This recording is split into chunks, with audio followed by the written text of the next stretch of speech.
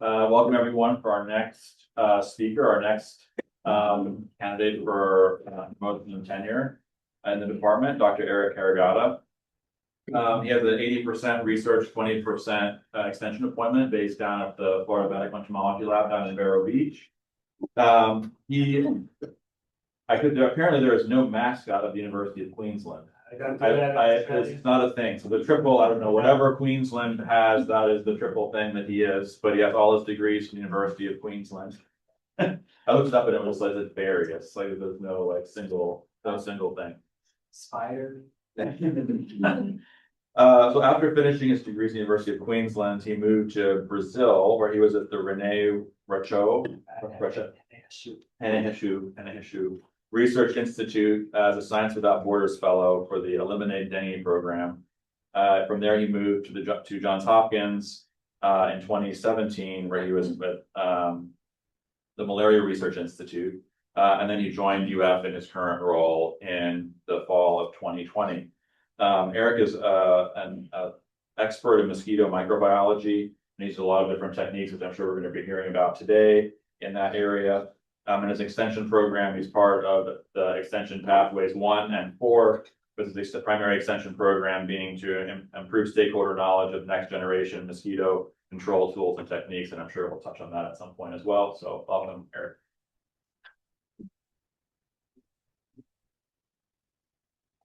Just want to check before I start. People on Zoom, can you hear me and see my slides? Yes. Thank you. All right. So as Andrew mentioned, I am a specialist in mosquito microbiology, and today I want to talk to you about two aspects of my lab's research program, the dynamics and the functionality of mosquito microbiomes, and then at the end we will go into what's happening with the extension part of my program. So I've been at UF since 2020. Time has gone really, really quickly. It seems like just yesterday I was rocking up in COVID, and the lab has grown from a dream to a reality. But nothing that I've done since I arrived at UF would be possible without the great team. The great team of people I've had through the lab over the years. So currently, we're one of the biggest labs at FMEL. We've got 8 people. Daniel, Lena, Alex, and Miles are or have been my PhD students. Daniel recently graduated from his PhD in the summer and stuck around to do a postdoc. And we also have Sophia, who's sitting at the back today, made the journey up. So she's a recent master's student in the lab. 2 technicians, Morgan and Matea, and a capstone project student, Britt. And a bunch of past technicians and undergraduate students who have been drawn both from up here on the main campus and come down to do summer project work, and also from the local community college, and a few key collaborators at FMEL, and I'll touch on some of those collaborations during the talk. So the reason why I'm presenting this first is partially so I can acknowledge people if I run out of time at the end, but also because each one of these people has put their heart and soul into the data you're about to see, and they absolutely deserve recognition for that. So, mosquito microbiology is a discipline of interest and medical importance for 2 reasons and owing to 2 major problems.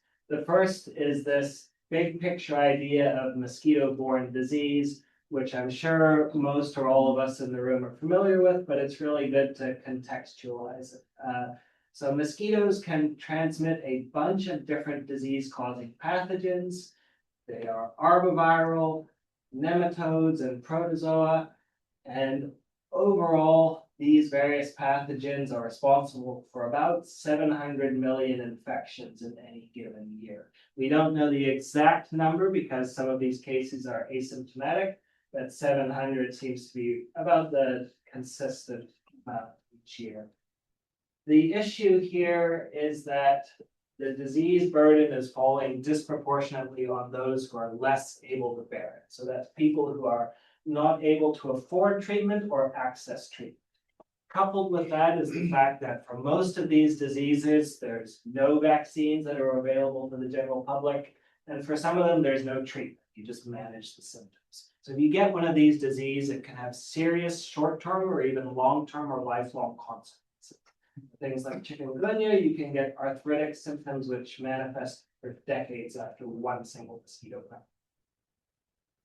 Topping all of that off, the range of many of these diseases is growing, and now more than 4 billion people within the world live at risk of these diseases. The second problem is we typically mitigate mosquito-borne disease by population control, so using chemical insecticides to try to suppress mosquito populations.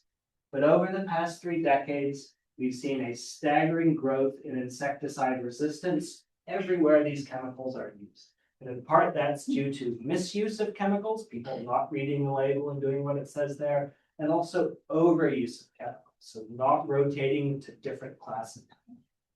And the map on this slide is showing that increase in insecticide resistance. So you can see mortality in Anopheles mosquitoes, the main vector genus for the Plasmodium parasites that cause malaria.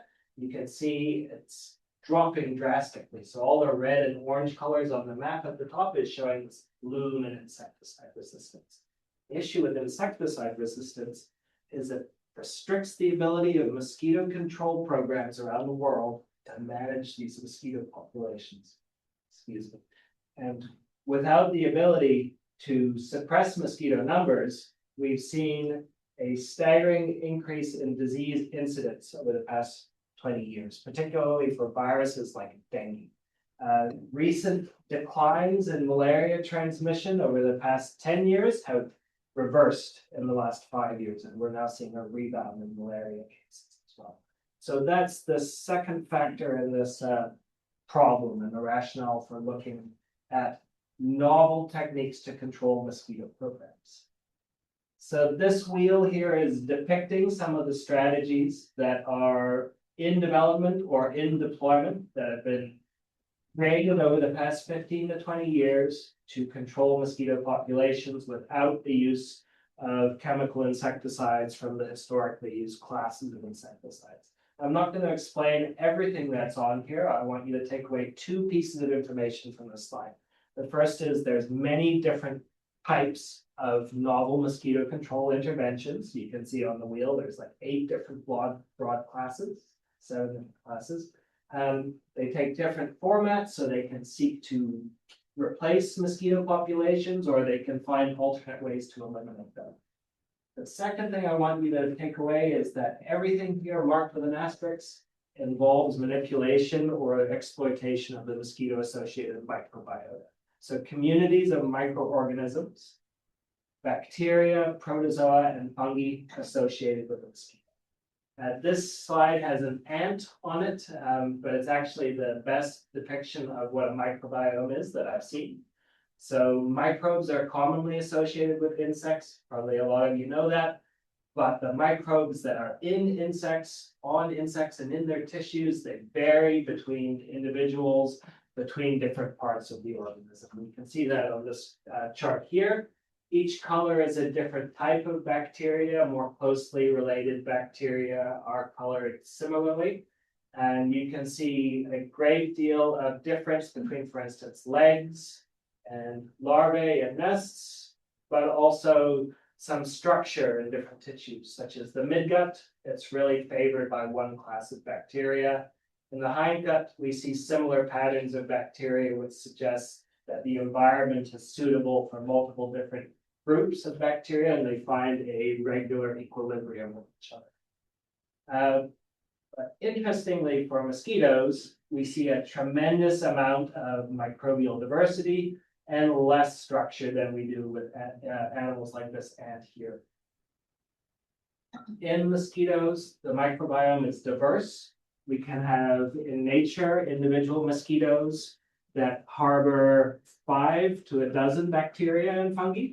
We can also have individuals that harbor 100 different bacteria and fungi. We see variation due to the time when we collect them, so that can be seasonality, and also month-to-month variation.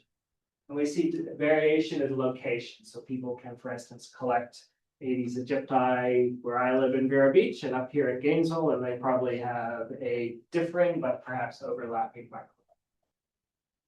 Mosquito microbiomes are shaped by the environment. So most are acquired environmentally during larval development, which is aquatic. So bacteria and fungi that are in the water pass into the mosquitoes, and those that can find a favorable niche in their digestive system might stay. But a lot pass through and do not form lifelong associations. We care about the mosquito microbiome because it's overall very important to mosquito biology.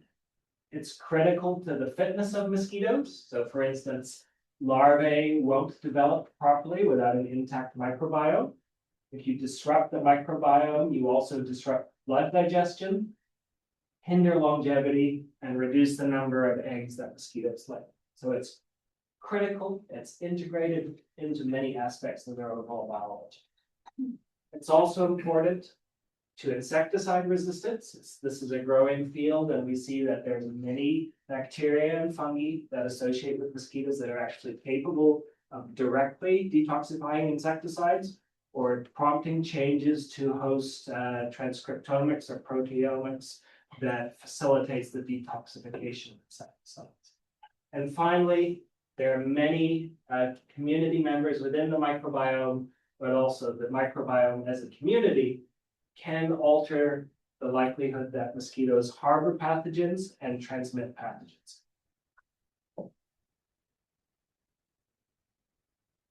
So we have this concept of a very diverse microbiome in mosquitoes, varies individual to individual, population to population, and over time. But there's still a lot about it that we don't understand. With such a high diversity, there are many, many uncharacterized microorganisms within the microbiome, probably greater than 90%. We have no idea about what role they hold in mosquito biology, what their impact might be. Are they more likely to increase transmission of pathogens, less likely? Will they have no effect? For most of them, we just don't know.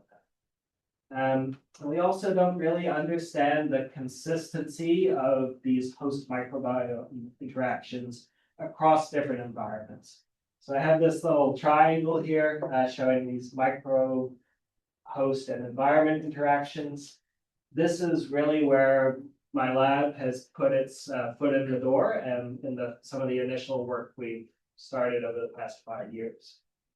So why do we have this knowledge gap? Well, it's because the literature normally doesn't do a really good job of considering the ecology of mosquitoes. People say, hey, I want to know what bacteria are in a mosquito. Let's just go collect them. And there's very little structure that goes along with that.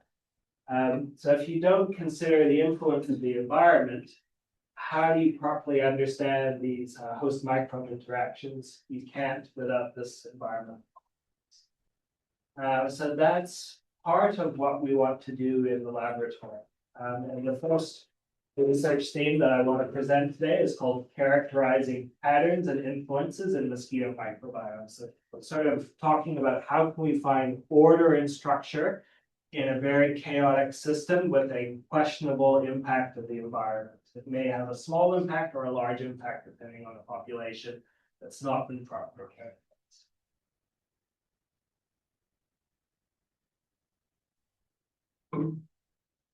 So, before we get into this, I want to give you a little primer. Again, I'm going to stress this: mosquito microbiomes have very high diversity.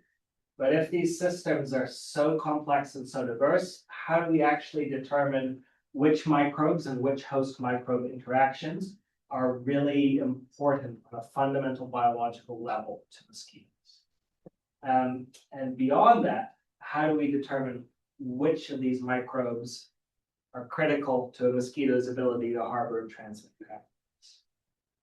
So we have this, again, complex system, and we can look at it schematically. We have 2 different habitats. Each habitat has a community of microorganisms depicted in different colors. When we have larvae, they have a microbiome which is reflective of the environmental microbiome, but different between individual mosquitoes. You can see here.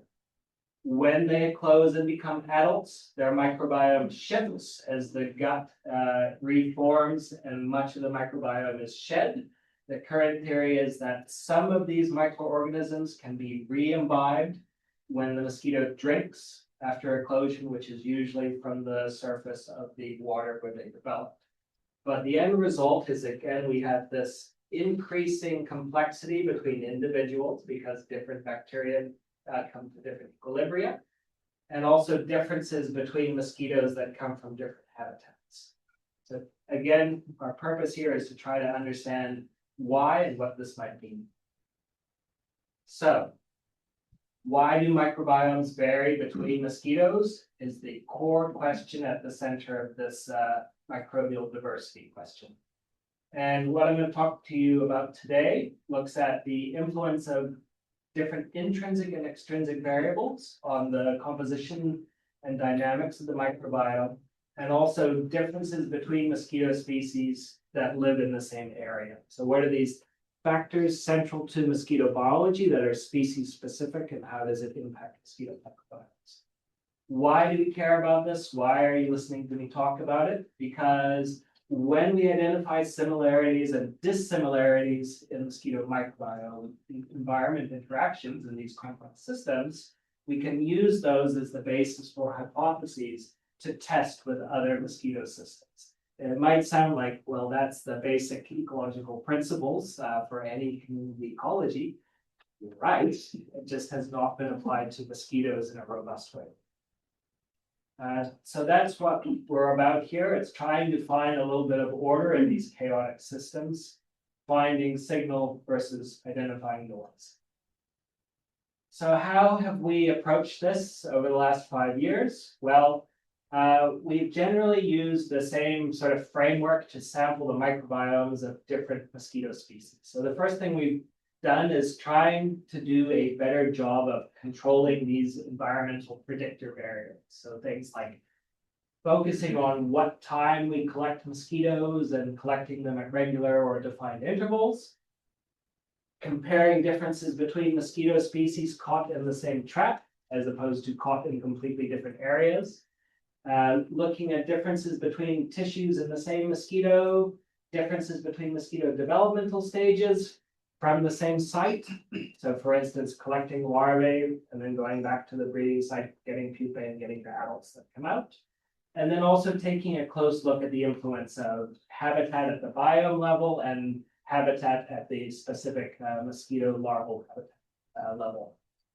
We have focused very strongly on field-derived mosquitoes of a few different species that are of public health and also pest importance. So you can see these named here. Of those on the list, the top 4 are all putative or potential vectors of various pathogens of importance. So for instance, Aedes tangerancus can be a dog heartworm vector. Anopheles crucians was linked to the few local transmission cases of malaria we had in Florida a couple of years ago. And down the bottom of the list, we have Deinocereides cancer, which is not really linked to pathogens at the moment, but is a neat little guy with a unique life cycle. So we'll talk about that a bit later. Once we have our mosquito specimens, we sequence the microbial DNA. So this could be bacteria or fungi, and we use different primer sets. And then we use the sequencing data that we get from that as the basis to do some community ecology. So things like comparing composition, alpha, beta diversity, interactivity with some network analyses, and then also indicator taxa analysis. So I'm going to talk about 3 examples in this first part of work that we've done. So a study looking at the influence of time on mosquito microbiomes, another looking at the influence of mosquito species, and then a final one looking at microhabitat variation. And from those, we're going to draw some common themes to tell you why it's important to find this order within the chaos. The majority of the trapping has been at this extremely conveniently located field site. So if you're not familiar, this is FMEL, where my lab is based, And all around us, so on both sides of the road, we have a giant conservation area known as Orca, the Oslo Riverfront Conservation Area.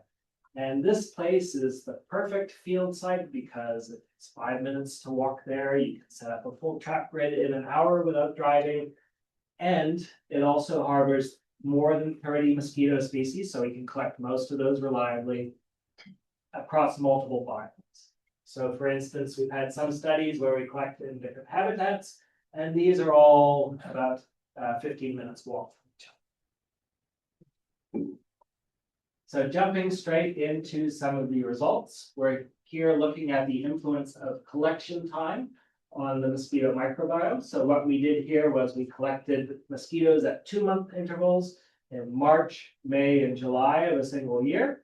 And these are microbiomes for Culex nigripalpus mosquitoes. Here is a richness graph, so the number of distinct bacteria that we got in our sequencing data set. Excuse me. And you can see in March, bacterial richness really, really low. In May, it jumps up, and in July, it jumps up again.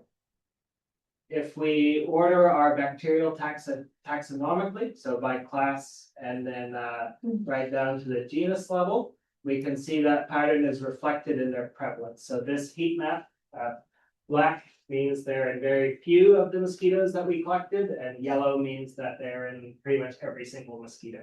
You can see most bacterial taxa, they have low prevalence in March, gets higher in May, and then really high in July. So we see there is a strong influence of time in this data set. And we conclude that higher microbial diversity is present in these mosquitoes over time. This is really interesting because the peak transmission for many mosquito-associated pathogens is in the summer, the wet season, and July.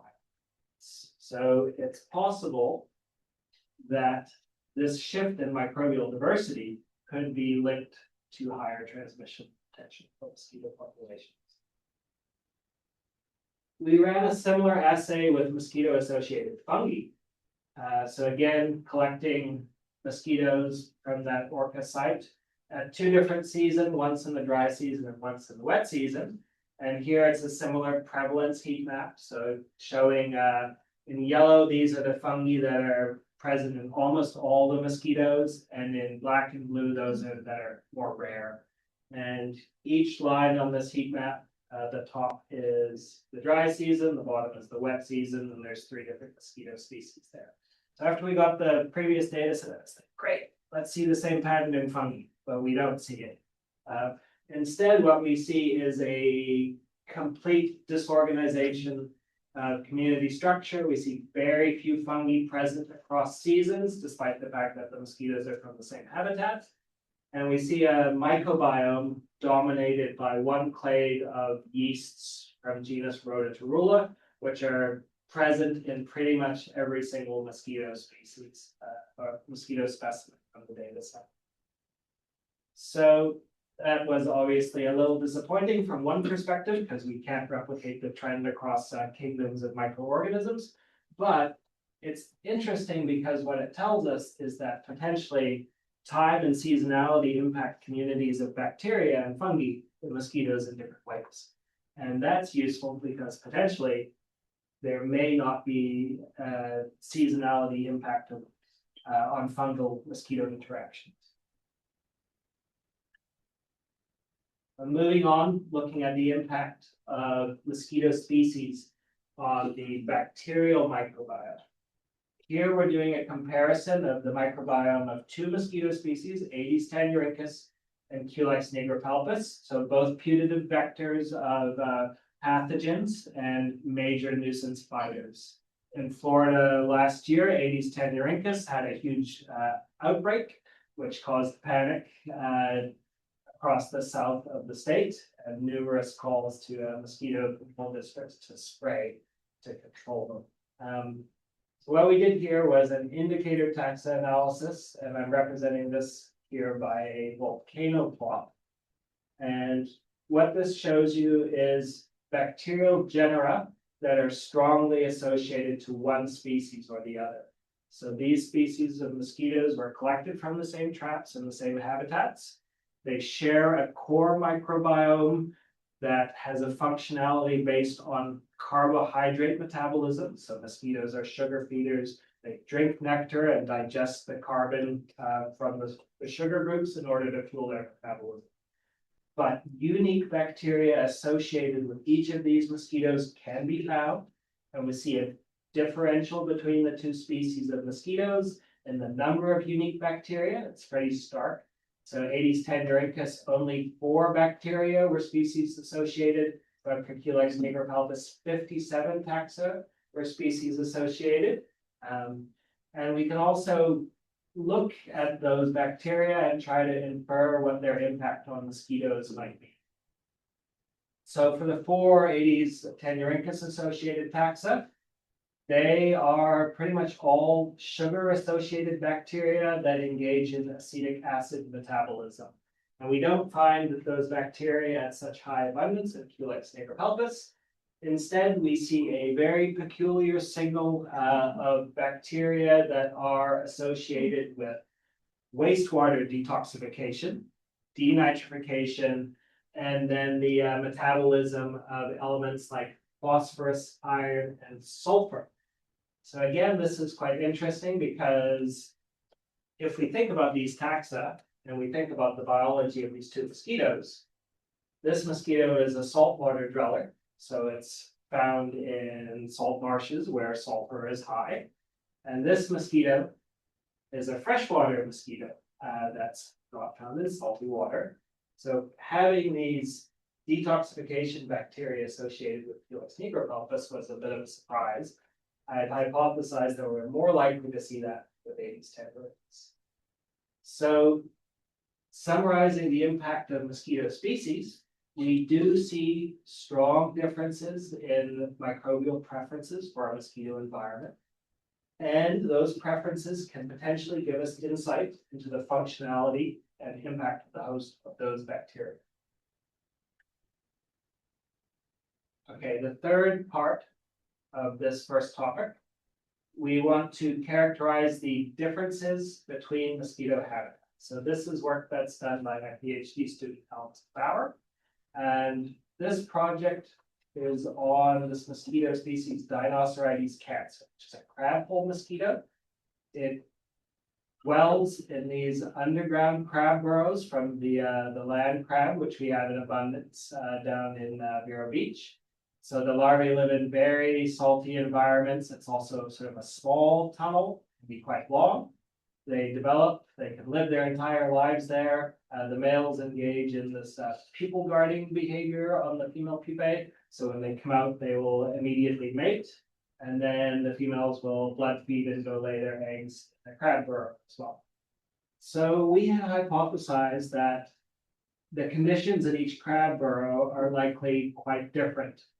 And when I say conditions, what I mean is the physical-chemical conditions. So things like the pH of the water, the amount of dissolved oxygen, the nitrates available, the sulfur available.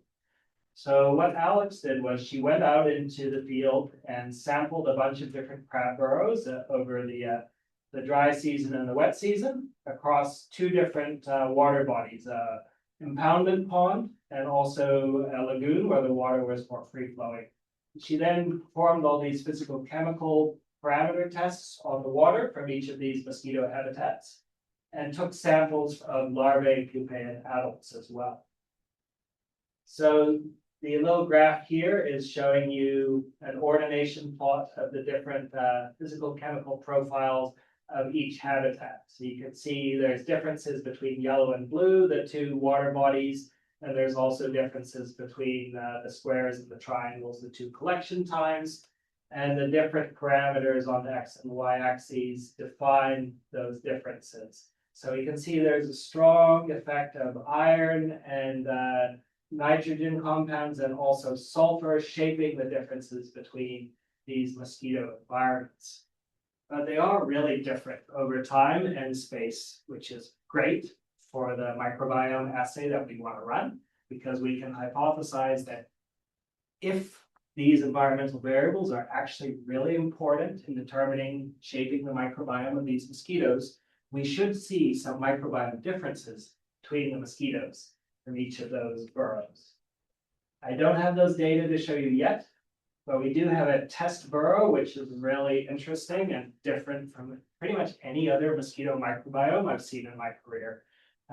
So these are water and soil microbiomes, and also third and fourth instar larvae, and male and female adults from the same burrow. It's possible the males and the females flew in to rest from a different burrow and may not have developed there. But we see a couple of things. The first is high similarity in the structure of the community between the water and the soil. And then high structure and high similarity between larval specimens. So I talked to you before about there being this high variability between individual mosquitoes when you looked at the microbiome. We don't see that here with the Dinoceroides cancer. We see the same bacterial taxa and pretty much the same proportion, and most of them we can track back to what's in the water and the soil. So we can presume that they're environmentally sourced. When we look at the adults, it's a mess. It's completely different. And again, we have this really low diversity, completely different to what we expect when we look at a normal mosquito microbiome. There's two other things I want to draw your attention to. So we're seeing a lot more of these bacteria involved in nitrogen and sulfur cycling, in both, mostly in the larvae, which makes sense because they're in these sort of nitrogen and sulfur rich environments. But in the adults, we see it's mostly a heritable symbiotic bacteria called Cardinium, which some of you in the room might be aware of. So it's not previously ever been found in mosquitoes. Cardinium is interesting because it's vertically transmitted and it can cause some reproductive incompatibilities that are very similar to Wolbachia, which I'll talk to you about later in the talk. So potentially this bacterium is shaping the reproductive biology of Dinoceroides cancer. But we also see a very simplified microbiome that's functionally different to what we see in other mosquitoes. So as we move on and process more of these samples, we expect to be able to use this data set as a foundational point of characterization and difference to other mosquito microbiomes, which will allow us to hopefully identify some of the founding principles that will tell us how a community of microorganisms assembles in mosquitoes. And from that, we can go back to our more important vector species like Aedes aegypti and Aedes albopictus and see if those principles hold in those systems. So to conclude this section on microbiome dynamics, we're interested in understanding how and why mosquito microbiomes vary. And what have we seen?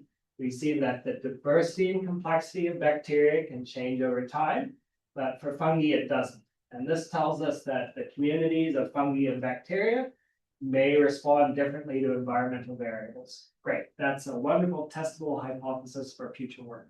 So we've accomplished what we wanted to there. We also see that mosquito species dwelling in unique microenvironments, the Dinoceroides cancer, in the crab holes with the high salinity, high sulfur water, they have unique microbiomes that reflect those environments.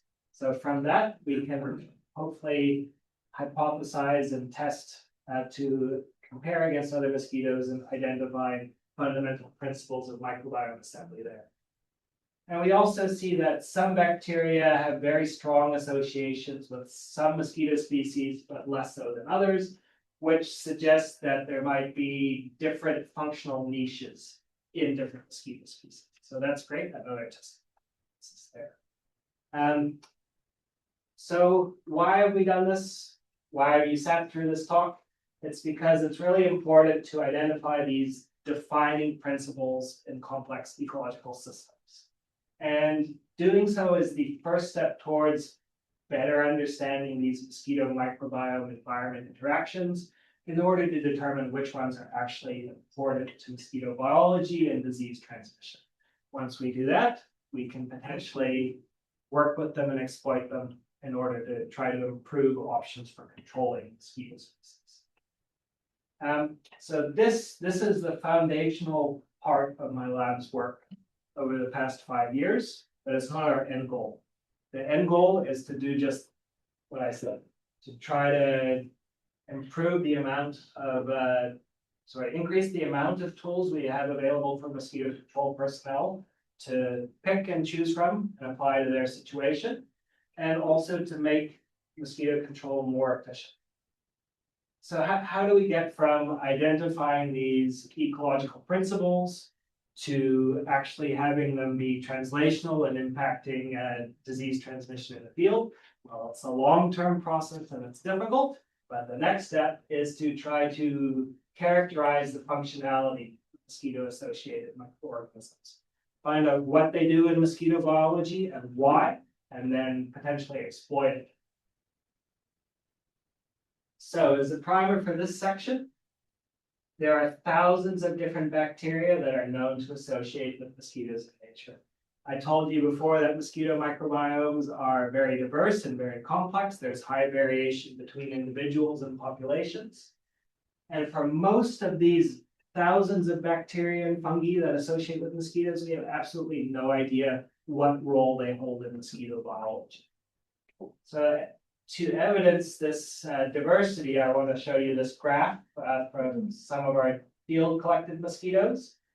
And we see differences in microbial diversity. So this is richness between 3 mosquito species depicted in the different colors. So we see individuals that have very low microbial diversity and individuals that have very high microbial diversity, from the same mosquito species. We see baseline differences in diversity between different species, but we don't know if those hold up over time or between populations. And to evidence this diversity, we found more than 2,000 different bacteria in a single cohort of mosquitoes. So that's a high complex community, right? How do you parse 2,000 different species and find out what they're doing? It's very difficult. So that's what we're up against working with mosquito microbiomes. So why do we care about functionality of microorganisms? Well, they can play a lot of different roles in mosquito biology, as you might remember from an earlier slide. So they can stimulate the immune system of the mosquitoes, either positively or negatively, as it comes to arbovirus or plasmodium infection. They can influence the metabolism of mosquitoes. They can impact the fitness, for instance, the development and longevity, both important principles for mosquitoes, which need to live a long time in order to be able to transmit pathogens between vertebrate hosts. And they can also directly or indirectly impact pathogen infection. And then again, we have this insecticide detoxification, which is coming to the forefront of this. So why do we want to look at functionality of mosquito-associated microbiomes? Because again, it defines their interactions with mosquitoes. A bacterium or a fungus is not going to form a stable long-term relationship with a mosquito if it's not getting something out of being in the mosquito. So that can be things like scavenging resources from the diet, or finding a safe place within a cell to grow and replicate for some of these bacteria. But the mosquito also needs to get something too. If the infection is too toxic, there's going to be a pressure to remove that particular bacterium, or the mosquito will die before it propagates. And once we understand this functionality, we want to leverage the understanding in order to be able to more effectively control mosquitoes and pathogens they spread. So for instance, if we find microbial functionalities that have desirable impacts on mosquito biology, we might look for ways to propagate that functionality with or without microbes into mosquito populations. So that can be things like finding a gene that's got anti-dengue activity and then making a genetically modified mosquito that produces it and makes it resistant to dengue infection. Or we could do things like eliminate undesirable functionalities. So that might be, for instance, a functionality that makes mosquitoes more likely to blood feed or more likely to harbor a pathogen. So characterizing these and their impact on mosquito biology, we can then ask, well, how do we remove a detrimental impact or increase or propagate a desirable impact.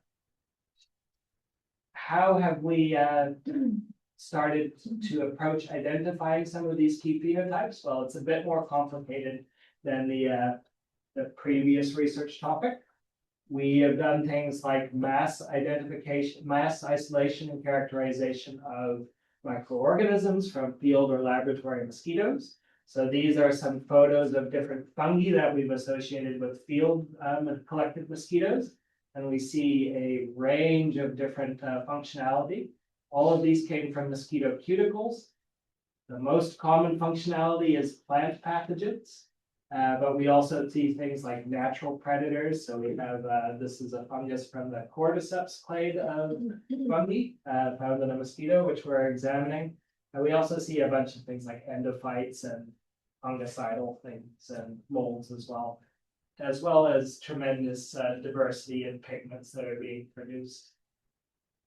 Once we've isolated different microorganisms, we do some standard laboratory assays, such as looking at their impact on fitness and competitiveness. So for instance, running development assays, looking to see if they cause mortality or decreased longevity, looking at their impact on reproduction or body size of the mosquitoes by measuring weights. We can also do artificial infection experiments where we maintain virus in culture and artificially feed those to mosquitoes and then quantify the amount of virus and the presence or absence of infection of different mosquitoes. So we have worked with dengue, West Nile, and chikungunya in the last 5 years, all major human pathogens. And then the other aspect of this characterization is to do some molecular and metabolic characterization. So doing things like looking at gene expression or quantifying levels of metabolites, the activity of enzymes that are important in metabolic pathways or detoxification of insecticides. And then also doing dietary manipulation assays to look at their impact on the microbiome.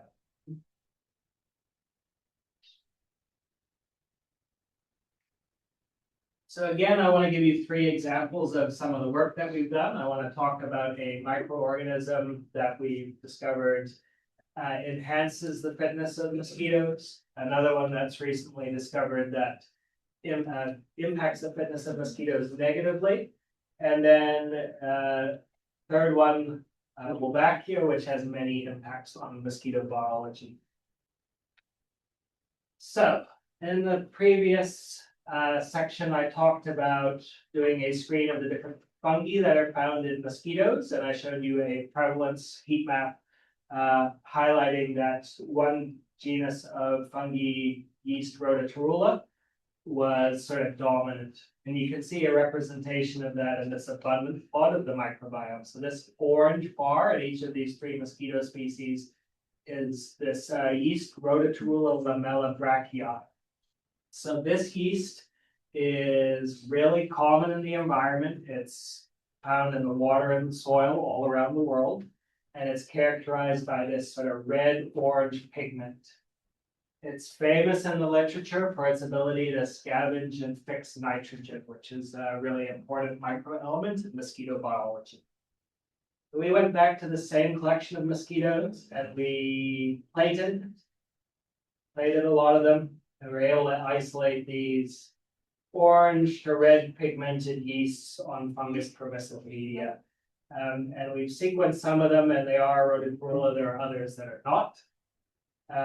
But the fact that it's here at such high abundance in a data set that has more than 50 mosquitoes suggests that it probably holds an important functional role in mosquito biology.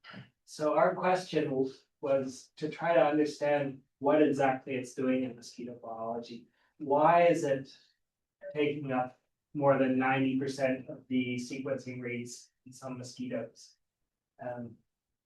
So what we've done, and this is the project work of my technician, Matea Potter, who's very likely going to start her master's in the summer.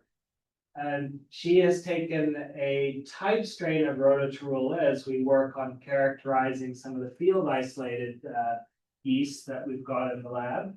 And she's running this assay to try to see whether the type specimen can serve as a positive control for the fitness of Aedes aegypti.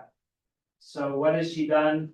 She's got cohorts of mosquitoes that are fed normal food and normal food supplemented with this rhodotorula yeast. And we vary the amount of food that we give to mosquitoes across 4 different experiments. These violin plots depict the date of pupation after exposure to either the food or food in rhodotorula. And what you can see for all treatments is that the rhodotorula in red develops much more quickly than the control mosquitoes in blue. And we're able to plot this relationship to get sort of a model of how the addition of rhodotorula to the environment differentially impacts the development of mosquitoes according to different levels of food that are provided. So you can see the benefit of the rhodotorula is obviously higher when there's less food provision to the larvae, potentially because they're eating the yeast, but also because it's known to provision that nitrogen, and nitrogen is an important element in mosquito development. Mattea has since done another experiment where she kills the rhodotorula by heat inactivation and shows that it comes into a middle phenotype. And what we're taking from that is that mosquitoes need live rhodotorula to get this full fitness benefit. So the next step for this is going to be some comparative biology looking at how other yeasts do at impacting the performance of mosquitoes compared to the rhodotorula control. The second project that I want to talk about in this section is actually a really good example of how my research and extension programs meshes with the mosquito control districts, who are our biggest stakeholder. So I got a call from a mosquito control district in Florida, and they said, "Eric, help me, our colony is turning red and dying." And they sent me these photos. Now you can see here, this is an Aedes aegypti mosquito that's turned red on its abdomen, and you can also see some in the thorax as well. They told me that this bacterium is adulticidal, but not larvicidal, turns them red. It also gets into the eggs. So this is a photo taken under a microscope of some mosquito eggs. They're malformed, so they should not look shrunken and sort of shattered like this. You can also see red cells in all of the eggs. So it's suggesting that the bacteria is in the juveniles as well. Interestingly, isn't killing them. So what did we do? Well, this is the project of my technician, Morgan Rockwell. And we, again, started by trying to isolate this microorganism. And we got some colonies from plating these red mosquitoes that quickly turn red. And putting it in monoculture, we can get these really sort of rich red plates. And we sequenced it, and it's actually from genus Serratia, which is an important genus of bacteria when it comes to mosquitoes, because it's known for a few different reasons. Most Serratia produce a red pigment, and that red pigment is normally larvicidal. So that raised our interest immediately, because we know this bacterium is not thought to be larvicidal. Serratia are also important because they can enhance the likelihood of transmission of viruses like dengue and chikungunya by Aedes aegypti and Aedes albopictus through the proteins that they produce that break down the midgut cell membranes and allow the viruses to get through more easily. So we isolated this, and we have since been trying to replicate some of the anecdotal evidence from the colony. So Morgan's run a few different larval mortality assays, and you can see one of these examples here. She put the Serratia at different doses into the larval environment, and then day by day looked to see if any mosquitoes died. And no, they don't die. They develop perfectly normally. Great, we validated that first point. And just lately, she's been doing some adult exposure. And what we see is we do recreate this red adult phenotype.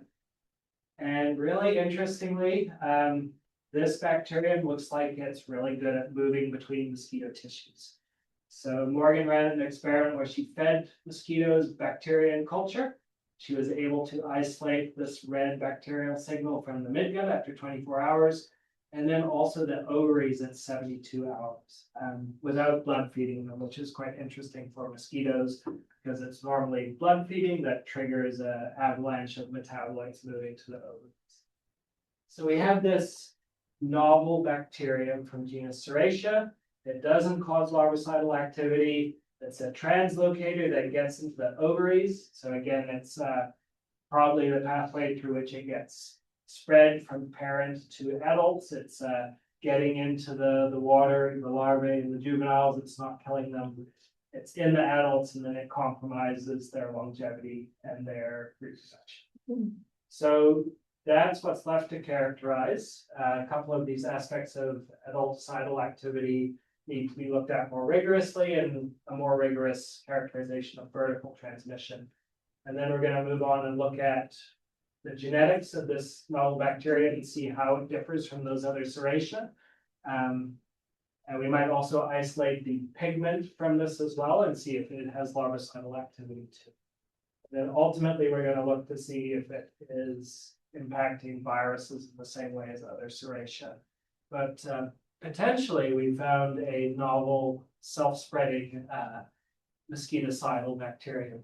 Whether it's a good thing to consider releasing that into nature needs more testing. But potentially, there's some properties we can take from it that we could exploit in the future. Okay, the last thing I want to talk about in this section is my baby, Wolbachia pipientis. I did my PhD working on this in Australia. It's maybe my one true love of my life. But Wolbachia is actually one of the most common bacteria in the insect world. So all of these invertebrates naturally harbor Wolbachia. It's estimated that 40% of terrestrial insects all naturally carry Wolbachia. It's an obligate bacterium, which means it needs a host to survive, and it lives actually inside the cells of its host. So these arrows point to Wolbachia. It's maternally transmitted like the Serratia, but inside cells. So it's passed from mother to her progeny. And it has this sort of interesting reproductive parasitism effect where it skews the development of its host in order to favor its spread over subsequent generations. So it can do things like feminize males because only the female is transmitted, kill males, and it can cause reproductive incompatibility known as cytoplasmic compatibility. It's become really important in the mosquito world for this other property, pathogen blocking, which is a natural antipathogen activity. So it inhibits dengue virus infection, chikungunya infection, many other pathogens to a very strong degree. And because of this, there are very large programs that seek to control mosquito populations around the world using Wolbachia, including some that have run in the United States. So the work that we've done so far is more focused on infections in mosquitoes that are native. So mosquitoes like Aedes albopictus and Culex concufaciatus naturally harbor Wolbachia infection. And there's been a question of, is that natural infection actually useful for mosquito control?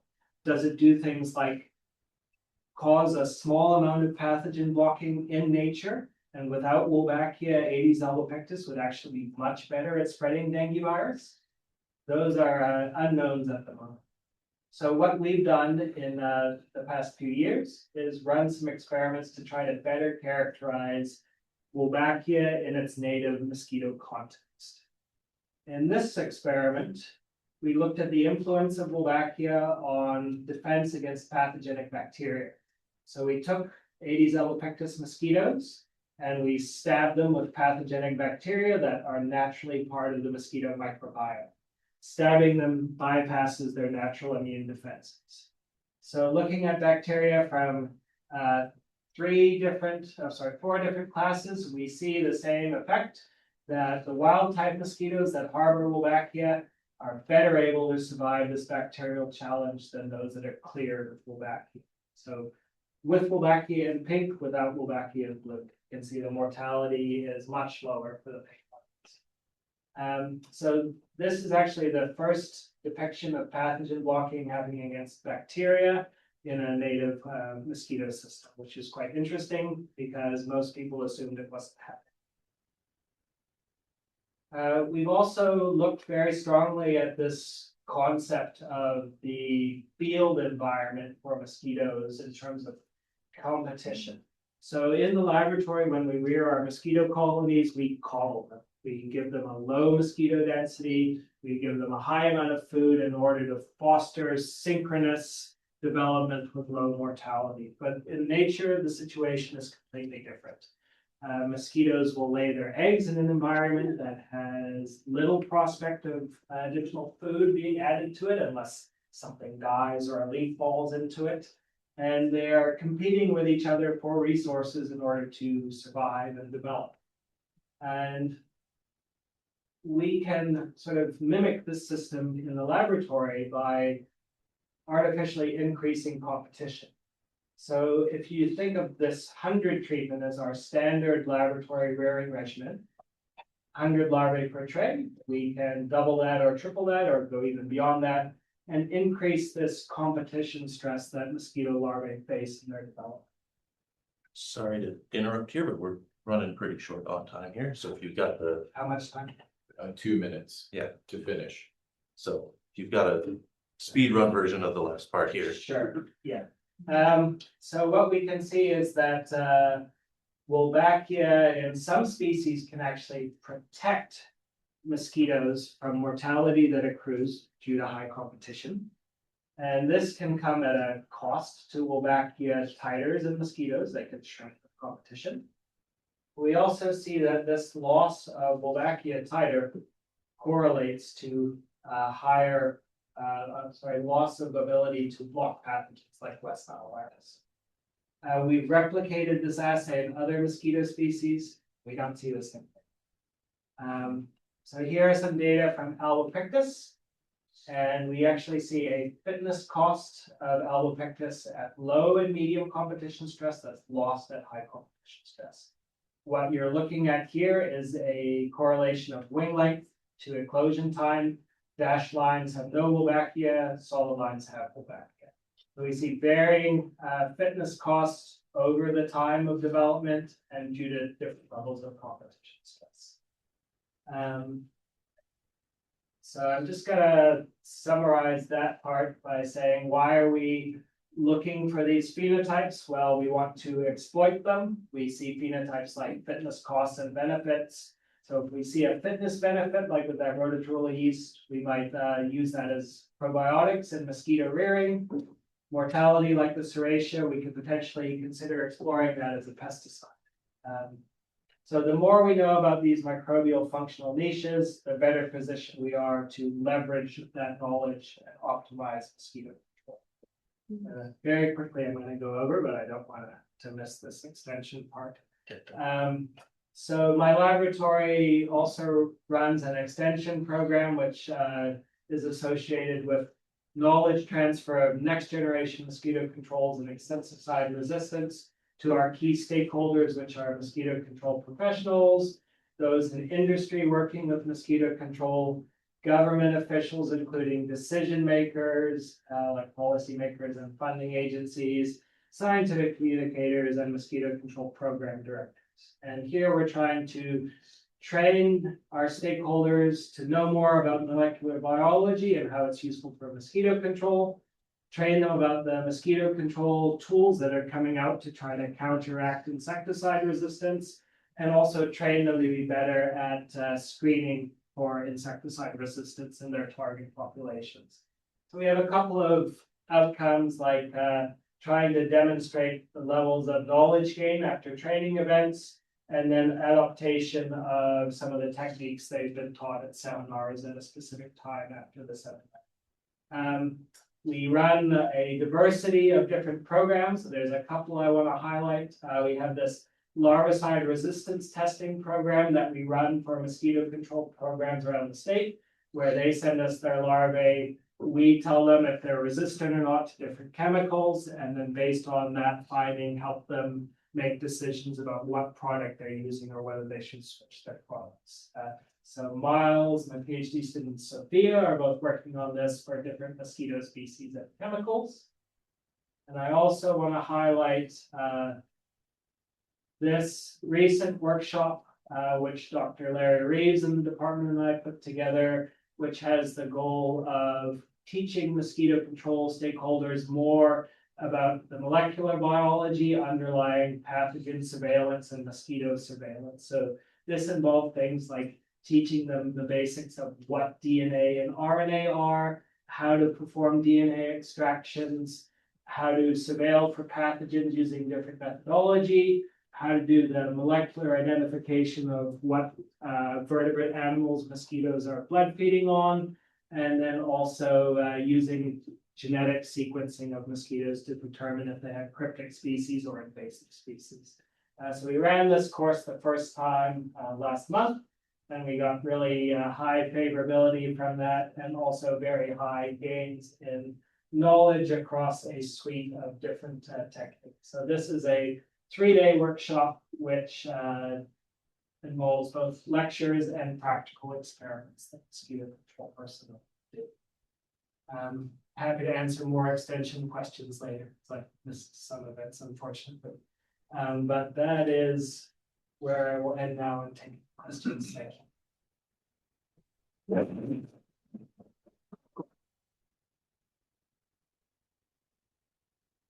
At this point, I don't know that we have time for questions, right? Sorry, I'm around, I can talk.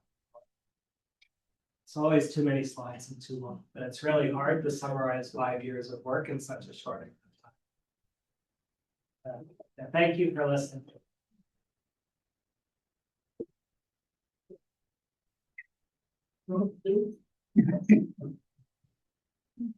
I'm you. Here, I am second. Sorry, I didn't have any in there. Yeah,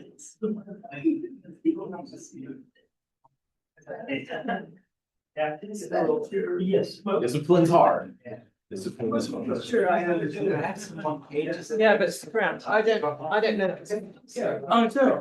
But I don't think You so. have a student. Have any questions? We also. Good to see you.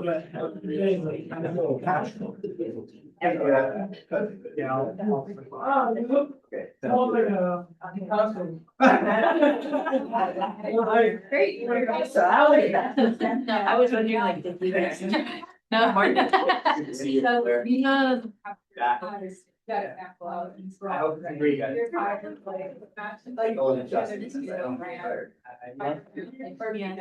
Yeah, how it is like. No. Yeah, or make. One study and it's like, I would love to. Yeah, but like. Yeah. Well, we should- Yeah, that's perfect. That's good. I'm fishing. Yeah, same. Oh, I love your stuff. I'll send it. I don't want that. Okay, great. Thank you. It is more like. Well, you're always welcome here. Reach out if you want to get together. I'd love to sit down. Absolutely. Yeah, I would love. Visit some more. Yeah. Please do. Over alcohol. Thank you very much. Okay, there, I got the first round. You let me know. I'm Dalton here. I would be Dalton for a year in Daily Daniel. So Oh, cool. Nice to meet you. that's me. I have. About the analysis between the microbiota and the fungi in the community. Do you use the same this month, same sample tissue or separate? We can do both. Uh-huh. So for those examples, Yeah. they're separate tissues, but ideally, we'd like to do both of the same species. Same skill. Yeah. Then Thanks. and then do you think is there any competition between microbiota versus fungi Yes. community? Yeah, there've been a couple of papers that show there are both competition interactions and then also positive co-associations where a fungus and a bacteria have strong positive correlations, potentially because one of them is like eliminating competitors Yeah. for the other. Okay. So